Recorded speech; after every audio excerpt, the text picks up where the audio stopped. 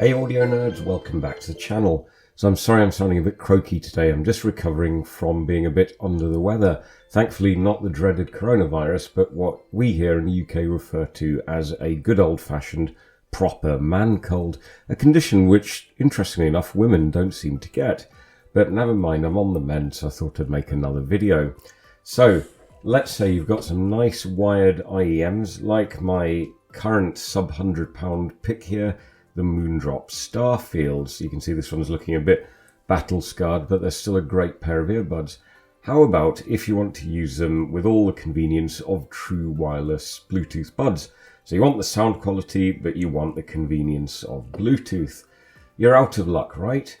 But not so fast. Wait, TRN have your back here with probably one of the weirdest products I've reviewed on the channel, the TRN BT30. Which promises to turn any pair of IEMs with a detachable cable, of course, no good if the cable's built in, into a pair of true wireless earbuds. At around £60, it may be a tempting option if you already have some nice IEMs, rather than having to splash out on a substandard set of true wireless earbuds for the same price.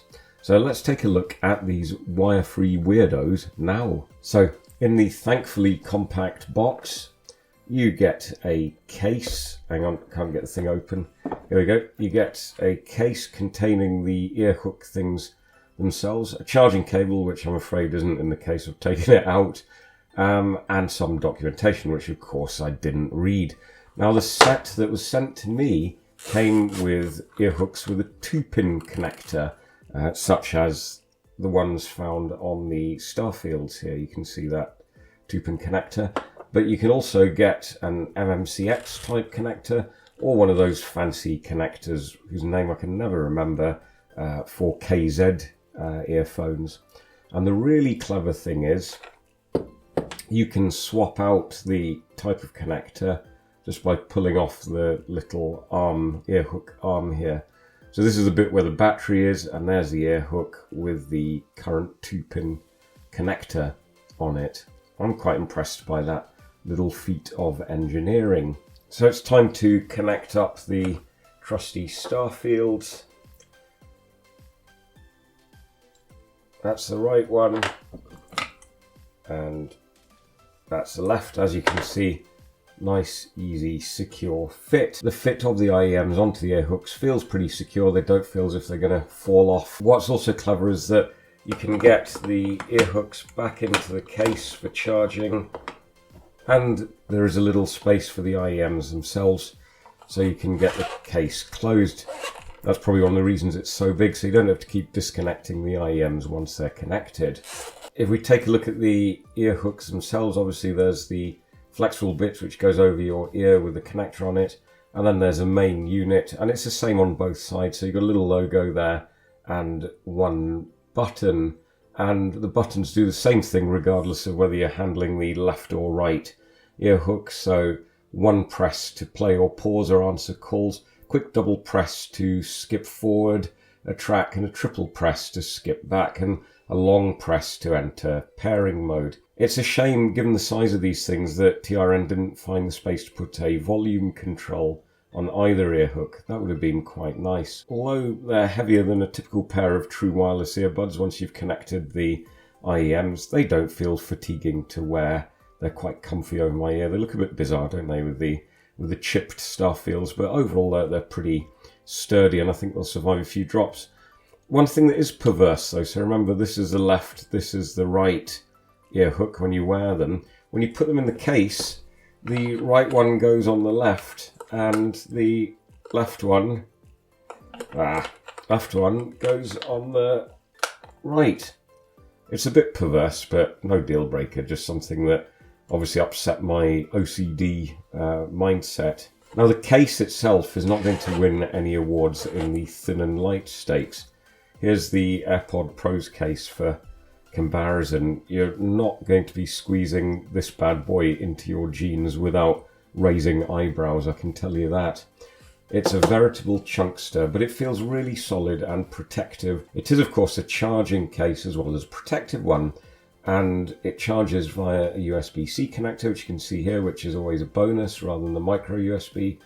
Talking about battery, TRN reckon that you'll get 6.5 hours out of a fully charged pair of ear hooks with another 2 full charges contained within the case.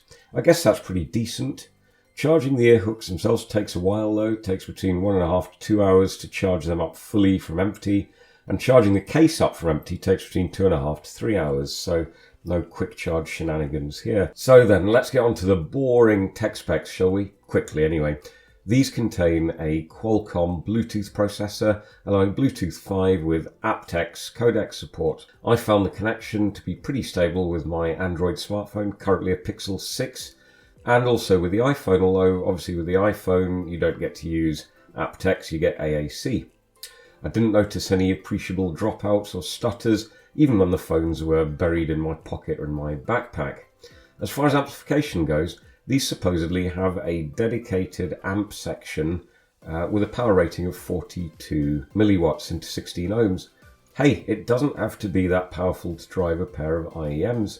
There's also a microphone built in with some noise cancelling, so you can use these for taking phone calls or doing Zoom or Teams and all that good stuff. So with the boring stuff out of the way, let's get on to the sound. And as you know, I am a massive fan of the Moondrop Starfields. They're a smooth listen rather than over-analytical detail monsters, and they cope well with most genre of music that I listen to. All these TRN BT30s have to do is not screw it up, right? Do they succeed? Well, partially. Play some music with plenty of energy and the TRNs don't disappoint. You get a really decent sound out of the Starfields with plenty of drive and dynamics. The problem, and there is a big problem here I'm afraid, is that when you turn the volume down, or if you listen to quiet pastures of music, classical music say, and it's then that you'll notice that these BT30s have a very appreciable level of background hiss, otherwise known as a high noise floor, that sworn enemy of audiophile enjoyment. Now let's not make any bones about this, it's really distracting, if not frankly annoying, and it reminds me of Bluetooth headphones from 10 years ago. Compare that to the absolute silent black background you get on the FIO BTR5, which allows you to pick up every nuance even in quieter pastures, and you'll see what I mean.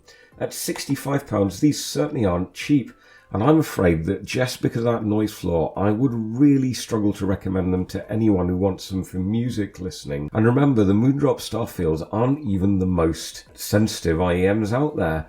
I can't imagine how bad these will sound and the degree of hiss you'll notice if you connect something like the KZ ZSN Pro X's, which can amplify even the most silent noise floor. It's just such a shame, as I think these ear hooks are a really good idea. It's a great way to get more versatility out of your existing IEMs, and I do like the fact that you can easily swap the connectors. If you want them for a bit of convenience when you're out and about, maybe when you're on public transport, you're not going to notice the hiss realistically. However, if you want pure Bluetooth audiophile bliss, then you either get an expensive pair of Bluetooth IEMs, or for £89, just go and get the FIO BTR5. It really is brilliant and is what I would use every time, even though you've got the inconvenience of wires. So there we go, guys. That's all for this slightly stuffy video. I hope you found it interesting.